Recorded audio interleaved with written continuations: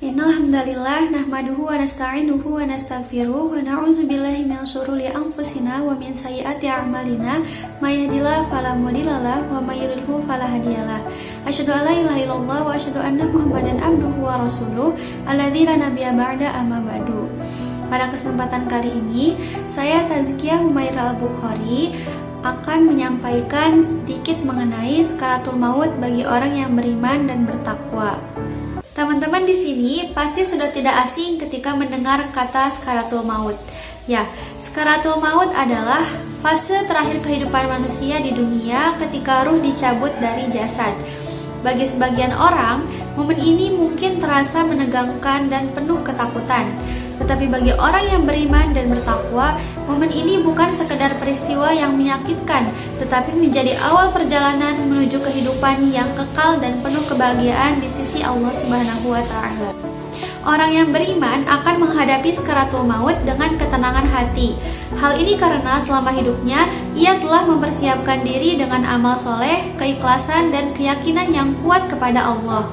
Dalam kondisi tersebut, Allah memberikan kabar gembira melalui malaikatnya. Menurut penjelasan ulama Imam Ghazali, orang beriman akan menghadapi sakaratul maut dengan suasana yang berbeda. Malaikat datang dengan rupa yang indah, membawa ketenangan bahkan aroma yang harum. Hal ini menjadi tanda bahwa Allah memberikan kemuliaan kepada hamba-Nya yang istiqomah dalam keimanan serta ketakwaan.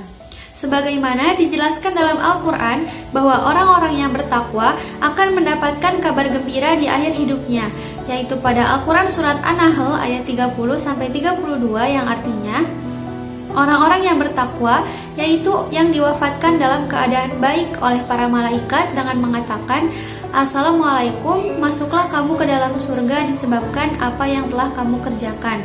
Dalam ayat tersebut menunjukkan bahwa kematian bagi orang yang bertakwa disambut dengan salam keselamatan dan janji surga. Bahkan pada saat sakaratul maut, malaikat memperlihatkan tempat tinggalnya kelak di surga agar ia merasa tenang dan juga bahagia. Dalam hadis Rasulullah SAW juga dijelaskan tentang keadaan ini. Sesungguhnya seorang hamba mukmin apabila akan berpisah dari dunia dan menuju akhirat, turun kepadanya malaikat dari langit dengan wajah yang putih berseri. Mereka berkata, "Wahai jiwa yang baik, keluarlah menuju ampunan Allah dan keridhoannya." Maka ruh itu keluar dengan mudah seperti tetesan air dari mulut kendi. Hadis riwayat Ahmad. Hadis ini memberikan gambaran yang sangat indah bahwa sakaratul maut bagi orang yang beriman tidak menyakitkan, melainkan lembut dan penuh kemudahan. Dan ketakwaan yang dimiliki seseorang selama hidup akan sangat menentukan bagaimana ia menghadapi sakaratul maut kelak. Orang yang bertakwa selalu menjaga hubungannya dengan Allah, menjauhi larangannya, dan memperbanyak amal kebaikan. Semua itu menjadi bekal yang menenangkan di saat-saat terakhir kehidupannya. Namun demikian, sakaratul maut tetap memiliki rasa sakit. Dalam beberapa riwayat yang dikutip oleh Imam Ghazali, digambarkan bahwa rasa sakit kematian sangat dahsyat dan bisa dirasakan oleh setiap manusia dengan tingkatan yang berbeda-beda.